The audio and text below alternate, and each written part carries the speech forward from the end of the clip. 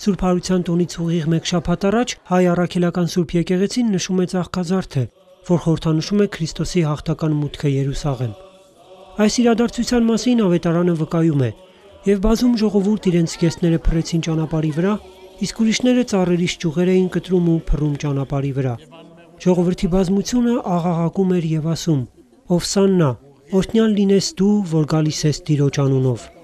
Ըստ եկեղեցու հայրերի, Հիսուսի առջև հանդերձներ փռելը խորհրդանշում է մեղքերը նրան խոստովանելը, իսկ ճյուղերի ընծայումը հնում առանձնակի պատիվների եւ հանդիսավորության նշան էր։ Գարեգին II ամենայն հայոց կաթողիկոսի տնօրինությամբ Ծաղկազարդը հռչակվել է մանուկների օրհնության օր, քանի որ Քրիստոսին մանուկները դիմավորում էին ուրախության աղաղակներով։ Մուտքը Երուսաղեմ մեկ մեծ խորհուրդ ունի, դա մեր դիմավորումն է, մեր սրտերի բացվածությունն է ընդունելու համար մեր Տիրոջը եւ իր անմահացնող խոսքը, հրավիրելու իրեն մեր կյանք, փառաբանելու իր անձը եւ նաեւ այդ փառաբանության միջից տեսնելու մեր իր հետ քայլելու ցանկությունը եւ մղումը եւ ձգտումը եւ ոչ թե ընդունելու իրեն եւ ապա խաչելու, այլ ընդունելու իրեն եւ իր հետ հաղթանակ կնքելու։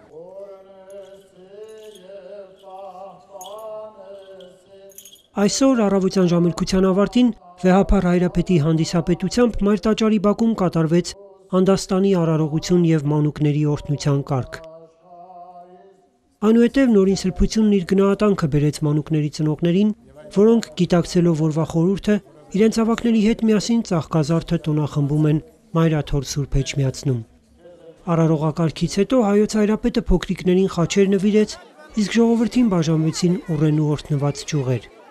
Օրհնության կարգից հետո Մայր տաճարում Սուրբ Պատարագ մատուցվեց։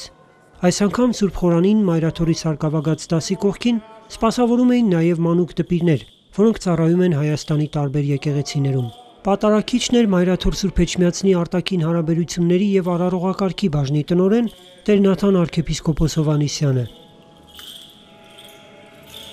Սրբազան հայրն իր քարոզում ներկայացրեց Ծաղկազարդի խորհուրդն ու տոնի հոգևոր պատգամը, հորդորելով հավատացյալներին իրենց աչքի առջև մանուկների օրինակն ունենալ, մաքրությունը, անաչառությունը եւ անանց ուրախությունը, որ Տիրոջ հետ իրապես միավորված եւ նրա օրհնության ներքո լինելով են տեղ գտնում մարդկային կյանքում։ Սուրբ Պատարագի ավարտին տաճարում ներկա բոլոր երեխաները հրավիրվեցին Մայր տաճարի ատյան, ուր վերստին ամենայն հայոց հայրապետը նրանց իր օրհնությունը բաշխեց։